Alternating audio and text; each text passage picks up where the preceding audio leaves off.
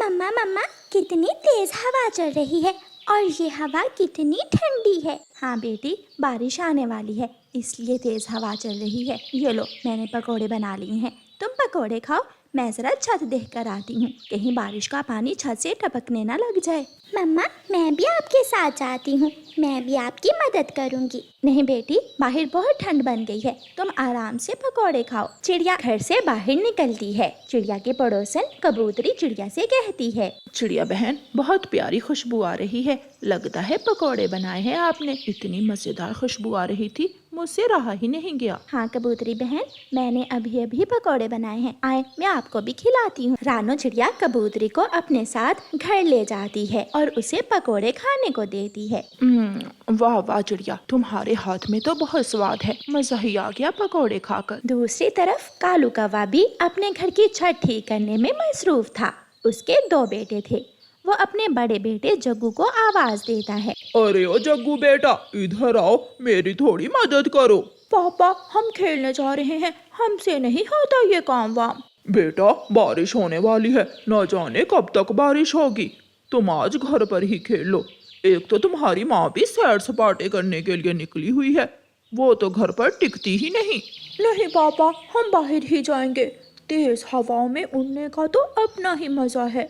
जग्गू और बग्गू अपने पापा की कोई और बात सुने बिना वहाँ से चले जाते हैं। कालू कौवा पीछे से आवाज लगाता है, बेटा, ज्यादा दूर मत जाना। वो दोनों चिड़िया के घर के सामने से गुजरते हैं तो चिड़िया उन्हें देख लेती है। देखो जरा इनको, कालू ने तो अपने बच्चों को ज्यादा ही सर पर चढ़ा लिया है, बारिश में भी घर पर नहीं टिकते। थोड़ी देर बाद गोरी कौवी चिड़िया के घर के सामने से गुजरती है। चिड़िया खिड़की में ही बैठी हुई थी। चिड़िया, अपने घर की छत देख ली है? सुना है आज तेज बारिश होगी। मौसम का तो तुम्हें बड़ा पता है, तुम्हें इतना भी पता है तुम्हारे बच्चे कहाँ हैं? क्या मतलब चिड़िया, मैं तो अभी अभी अपनी सहेली से मिलकर आ रही हूँ, वो तो घर में ही थे अपने पापा के साथ। मैंने अभी अभी उन्हें यहाँ से नदी की तरफ जाते देखा है, तुम जाकर उनकी खबर लो। गोरी कौवी जल्दी से अपने घर जाती है। कालू अभी भी अपनी छत की ही मरम्मत कर रहा था। कालू, बच्चे कहाँ हैं? यही नजदीक ही खेल रहे हैं, आ जाएंगे अभी। तुम कोई काम ढंग से न करना, बच्चों का ख्याल रखने का बोल कर गई थी तुमसे। अभी अभी मुझे चिड़िया ने बताया है कि वो नदी की तरफ गए हैं। ये तुम क्या कह रही हो? नदी तो यहाँ से बहुत दूर है। इतने में बारिश भी शुरू हो जाती है। कालू, छत को छोड़ो, चलो हम बच्चों को ढूंढ कर लाते हैं, न जाने किस हाल में होंगे बच्चे। अब तुम्हें बच्चों की बहुत चिंता हो रही है, सुबह से तो सैर सपाटे पर निकली हुई हो। फिर कालू और गोरी अपने बच्चों को ढूंढने जाते हैं। उधर जग्गू और बग्गू उड़ते उड़ते घने जंगल में पहुंच गए थे। वो रास्ता भूल गए थे। वो दोनों एक पेड़ पर बैठ जाते हैं और रोने लगते हैं। जग्गू, जग्गू भाई, मुझे तो डर लग रहा है, हम ये कहाँ आ गए हैं? बग्गू, मुझे भी कुछ नहीं पता चल रहा, अब हम अपने घर वापस कैसे जाएंगे? वो दोनों भाई बैठे रो रहे थे। थोड़ी देर बाद वहाँ से एक बूढ़ी कौवी गुजरती है।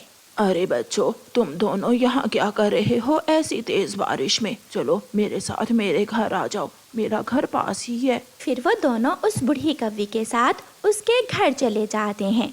बेटा, इतनी तेज बारिश में तुम अपने घर से निकले ही क्यों थे? दादी अम्मा, हमारे पापा ने हमें बहुत रोका था, मगर हमने उनकी बात ही नहीं मानी। हमें तेज हवा में उड़ने का बहुत शौक था, मगर हम नहीं जानते थे कि हमारे साथ ऐसा होगा। हम रास्ता भूल गए। बेटा, हमेशा अपने मम्मा पापा की बात मानते हैं, जो कुछ वो जानते हैं वो तुम नहीं जानते।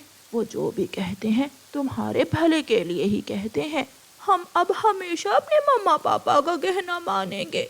फिर वो बूढ़ी कौवी उन दोनों बच्चों को खाने के लिए भोजन देती। गोरी और कालू भी अपने बच्चों को ढूंढते ढूंढते घने जंगल में आ जाते हैं। जग्गू बग्गू, कहाँ हो मेरे बच्चों, तुम कहाँ हो? जग्गू बग्गू, कहाँ हो? बूढ़ी कौवी कालू और गोरी की आवाज सुन लेती है। वो जल्दी से उन्हें आवाज देती है। कौवे और कौवी, तुम्हारे बच्चे मेरे घर में हैं। कालू और गोरी बूढ़ी कौवी के घर आ जाते हैं और अपने बच्चों को वहाँ देखकर बहुत खुश होते हैं। वो अपने बच्चों को अपने गले से लगा लेते हैं। पापा, हमें माफ कर दें, हमने आपका कहना नहीं माना और हम मुसीबत में फंस गए। बूढ़ी माँ जी, आपका बहुत बहुत धन्यवाद, आप ऐसी बारिश में मेरे बच्चों को अपने घर ले आई। फिर बूढ़ी कौवी कौवों को छाता देती है और कौवे अपने बच्चों को लेकर सुरक्षित अपने घर वापस आ जाते हैं।